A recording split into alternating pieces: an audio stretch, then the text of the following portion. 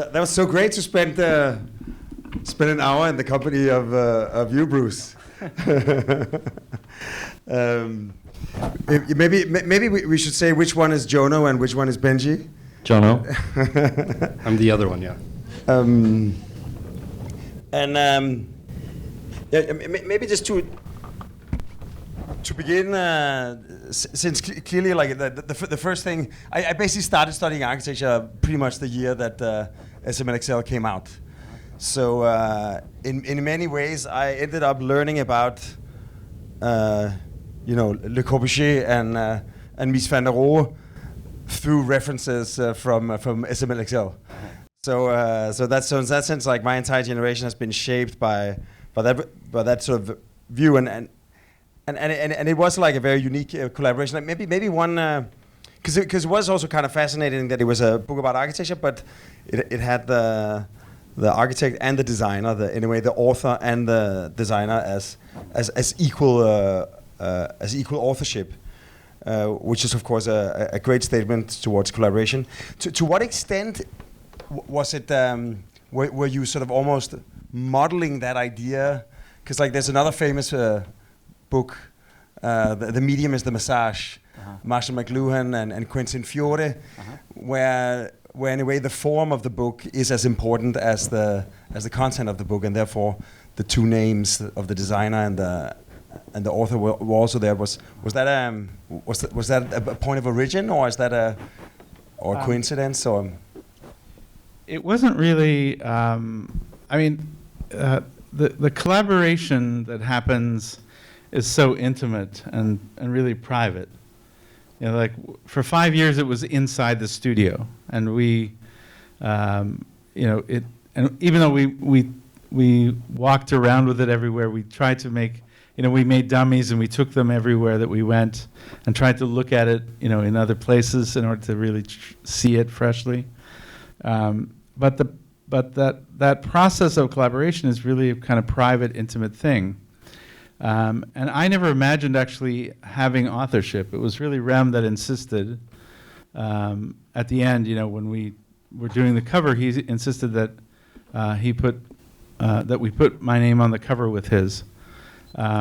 I expected to be the designer, and he said, no, the reality of the project is that we did it together, and it should be shared authorship. And that kind of experience really started in my collaboration with Zone. And it was actually Sanford Quinter, who's here tonight, who was first to tell me that my work was authorship. Who said, he put my name in the list of all the contributors to Zone, and said, your... Yes, it's not just the packaging in a way, it's really... Yeah, it's actually that content is form and form is content. Exactly. That those two things are actually in a kind of dance together.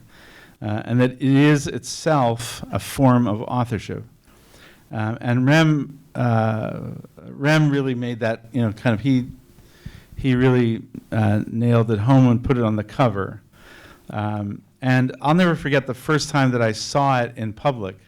I was walking down a street in LA, and I saw it they had got their hands on one of the dummies, and they had it in the bookstore, with a coming soon. It was like a coming soon, and they had one of the dummies, and I almost fainted. I was like, because my life as a designer is a background, like you're back of house, and you're protected in the back of house. Like you don't have the responsibility and exposure of an authorship. So you don't have to actually face the responsibility of it. When you're actually when you put yourself out as an author, with that comes a responsibility, and you actually have to kind of answer for it in a way that you don't really have to as a designer. You can hide as a designer, as a classical designer, and that really ended with SMLXL for me, and it changed. So since we have we're here to basically talk about this other collaboration between two filmmakers and you, where you and your body of work very much is the content. How would you describe the nature of that collaboration? Well, in this case, I'm the subject, and it's a very different. Even though we had a wonderful time together, and when I met Benji and Jono, I was really inspired and really fell in love with them. I was careful not to impose in any way. It's their project. They're telling the story. I'm the subject of the story. So I contribute as much as I can. Tell them what I think happened. But it's what I think happened. It's not necessarily what happened. It's what I think happened. And so it's really telling them that and really respecting their freedom to do their work. And I think they did an absolutely beautiful work. I can't imagine doing it better. I think they really did an absolutely wonderful job. What would you say? Actually, would you say that to what extent would you say that you have designed this film, or like open question? Like I'm curious to hear your answer to the question Bruce has answered. So the question is if we designed the film.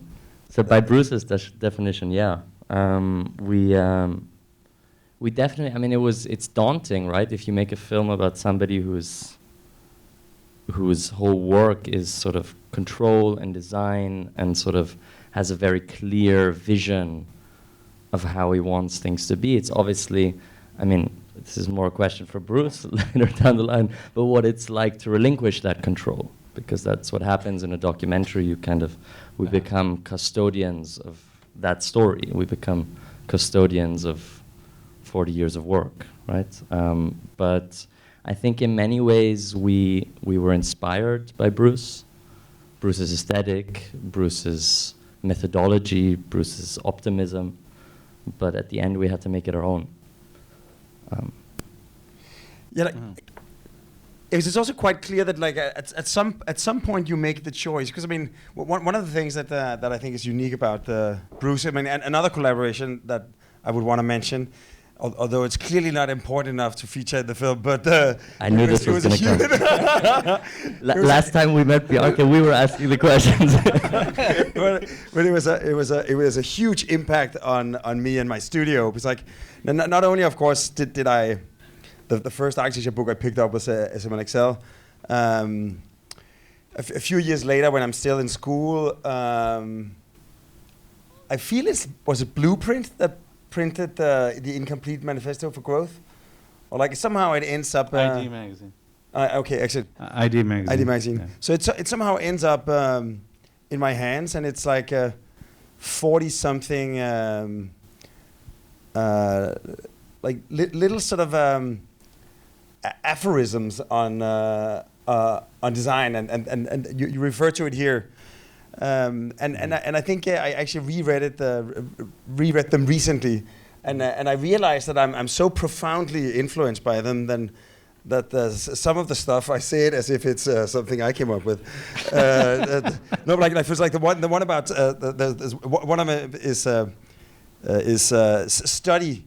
Use the necessity of work as an excuse for making research or for learning, and I think this idea that each time you have a project, someone is paying you eventually to do something, but in the process of finding out exactly what would be the right thing to do and how to do it, you have a moment to educate yourself, and by educating yourself, you end up being capable of answering. So in any case, and I it's been so fun because I was trying to sit today and sort of all the things, because we did a project together for the Architecture Biennale, ultimately called Too Perfect, 7 New Denmarks. But you had just started the Institute Without Boundaries. You were just about to do a massive change exhibition. You already had the title for it. And we were invited to come over in Toronto, me and a few of my colleagues. and we're sort of fully immersed with your students from Institute Without Boundaries, and I realized one of the things we stole a ton of shit from you guys, because like the idea of having giant boards where you constantly pin up everything and you can shovel those boards around.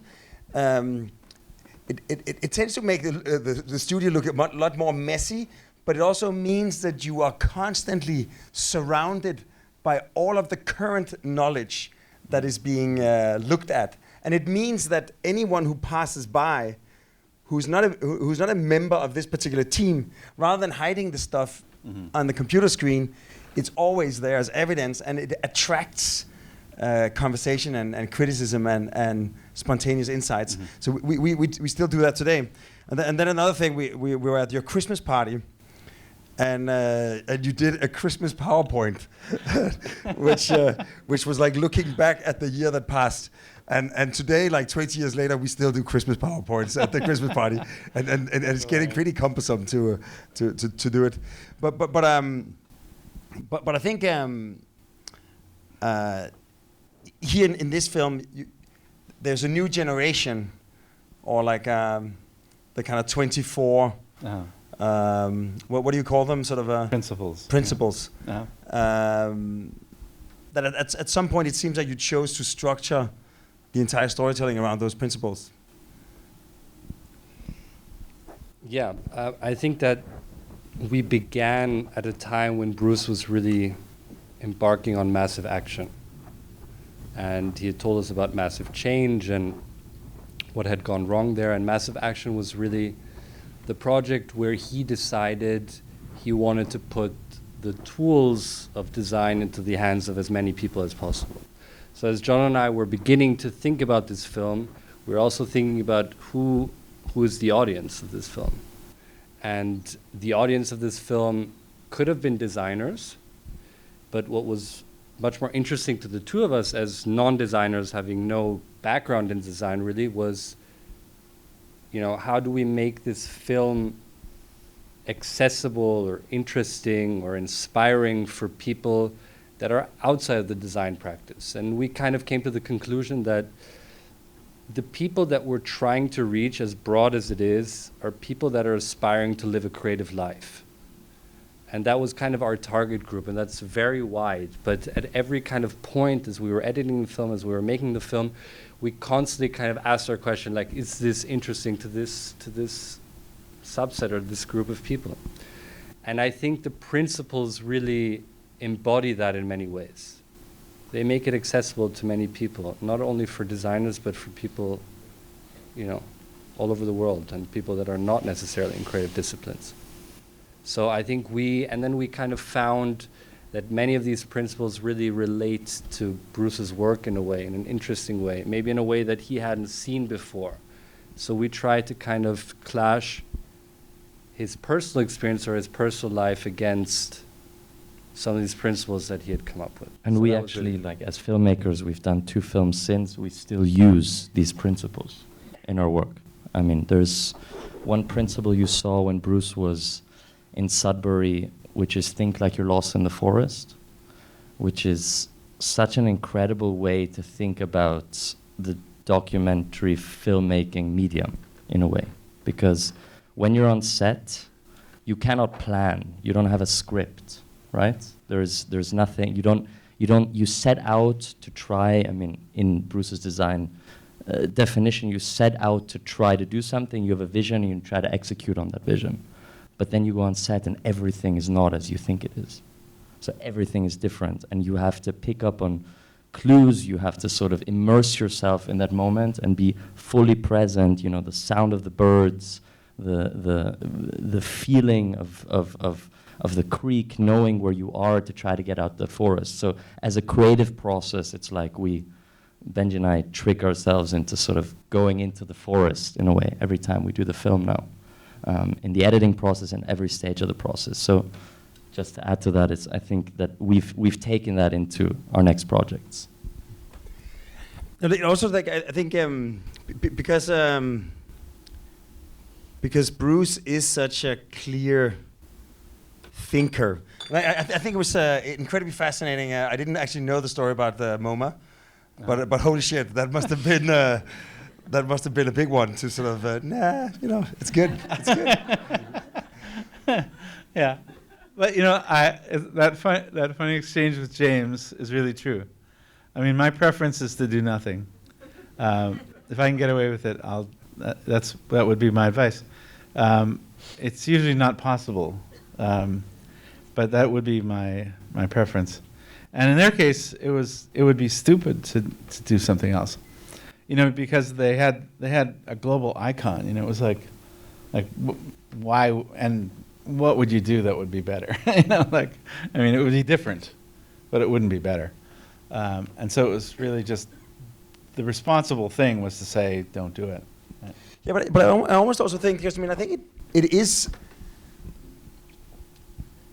maybe maybe it's more true than one would think when you say it, actually, because maybe that kind of disdain from necessarily messing with something if you don't really have to forces you to spend more energy on finding a really good reason. Mm-hmm. And once armed with that reason, combined with a desire to do as little as possible, Mm-hmm. what you end up actually doing is has a greater intensity or a greater sort of necessity, a greater power of really having to happen in a way. Well, also there are real problems. We have real problems. The font for MoMA is not a real problem. We have real problems that we should be working on. That's not one of them. Yeah. I think another sort of beautiful fundamental that you established is this idea that if things are not accidental, it's because someone Mm-hmm. has willed them into being in a way, and they might maybe not very successfully, and can definitely be improved upon, but it is clear evidence that someone did something, and I think that takes you to some of the things you say towards the end about applying the power of design at the greatest possible scale. That the unintended negative side effect of our way of life is that we're actually having an impact at the scale of a planet, but it's not intended. Yeah. And so in that sense, the absence of a coherent, well-designed plan is having catastrophic consequences. So in a way, like it's almost, and this whole discussion about arrogance is maybe saying that, yeah, maybe it feels arrogant or even megalomaniacal, but by not designing at the scale of the planet, we have a very shitty master plan that we are implementing accidentally. Yeah. Yeah, and I would say even worse than that, I think a lot of it is actually very intentional. One of the worst concepts that we've ever created is what we call externalities. So we invented this idea that if we can't resolve it in our system, we're going to put it outside of the system, and we're going to call it an externality, and we don't have to deal with it. So as long as someone else has to pay for it, it's an externality. So the exhaust on your internal combustion engine is an externality. So you just push it out, and someone else has to deal with it. We very intentionally designed it that way. Like we were deliberate in making it an externality. But in the natural world, there is no externality. There is no exterior to the natural world. It's an absolutely false idea. But we invented that, and we apply it. It's an accounting concept, an economics concept, and it allows us to do absolutely horrendous things in the world. And those things are piling up around us because there are 8 billion of us now, and we're going to... Because you place all the problems outside the equation. Yeah, you just say, it's not my problem. And it is your problem. It is our problem. And so those things are coming home to roost, and and we have to bring design capacity into everyday life, into government, into business, into the way that we operate, into institutions, into our understanding of the way that we occupy the planet, and fundamentally change how we live. And we have to do it in a kind of time frame that is almost unimaginable to us. And that's what we're going to do. I mean, we're either going to do that or we're going to pay the consequences on a scale that, is hard to imagine. I think like maybe along those lines, actually, I think another thing that I learned from you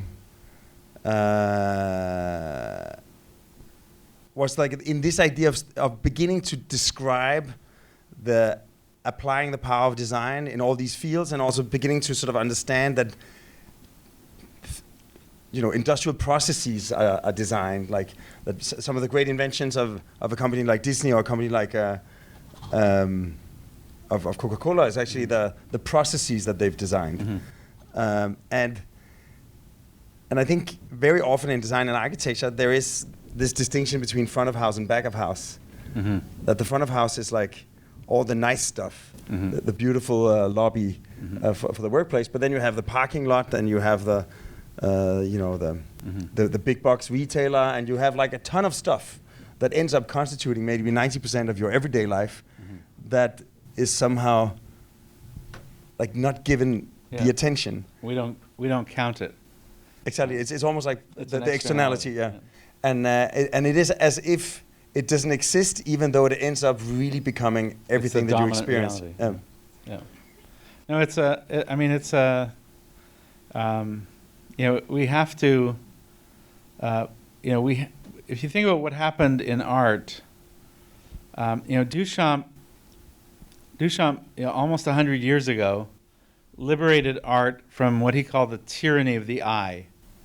Right? He said, we have to imagine art not constrained by the visual. That hasn't happened in design yet, and that's really what we're trying to do. To say, we have to imagine design not limited by the visual. We have to apply design to our world and to our life, and not only to what we can see, and really think of it holistically. Maybe I'm getting cues here from, but maybe one last thing, just because somehow you end up framing beautifully. I think the story that Bruce realizes that maybe the first thing he designed was he designed the time of his life. He designed a series of things that weren't in his life, and now they constitute your life and your work. Then of course you've expanded the concept of design to at a planetary scale, but then you realize that maybe in certain ways you failed to design your lifestyle, and you contemplate it, but have you tried to reapply some of your 24 principles on this new realization? Yes, I have actually. Yes, I have, and I've been extremely successful. Do you have an aura ring? No, I have just a new kind of discipline.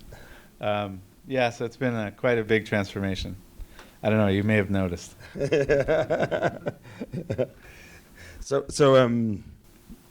maybe one last thing to the two filmmakers, as you started this, and I think you've definitely been given a subject that is incredibly good at sort of applying structure and clarity in the narrative. How many different versions? Because I mean, in the end, the film does feel quite designed, and I mean it in a good way. Did at some point did you try to resist that, or how many different forms did the film exist before it landed so clearly as it did now?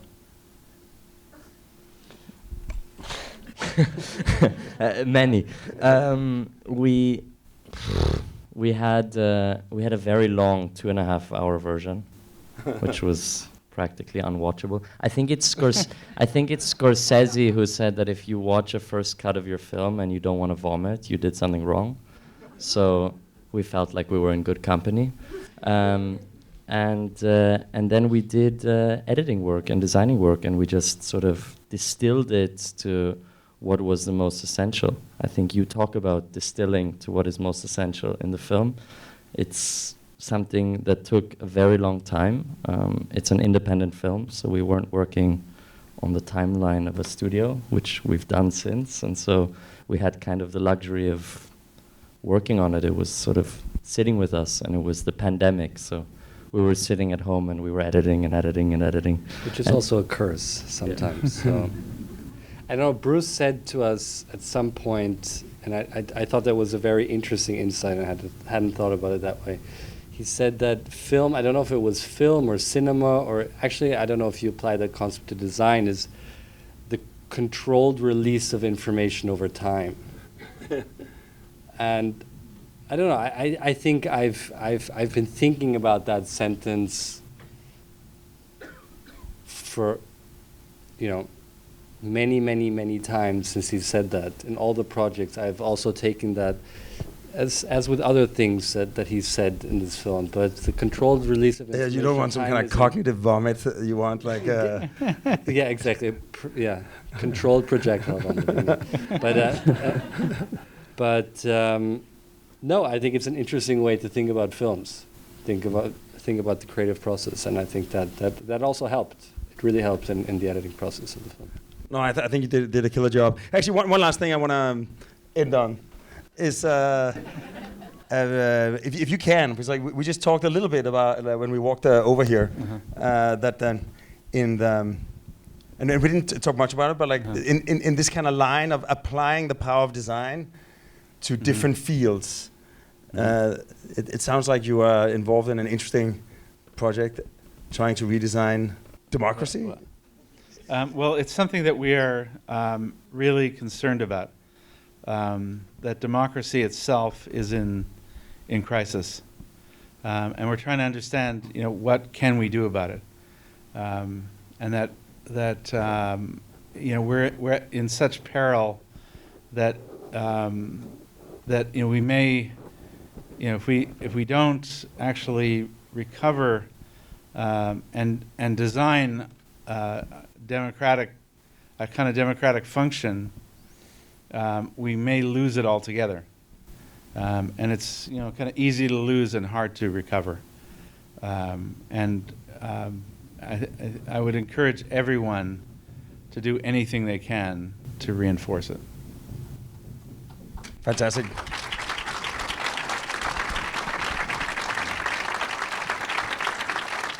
I think that's a perfect way to end, and that's definitely a design project I would love to see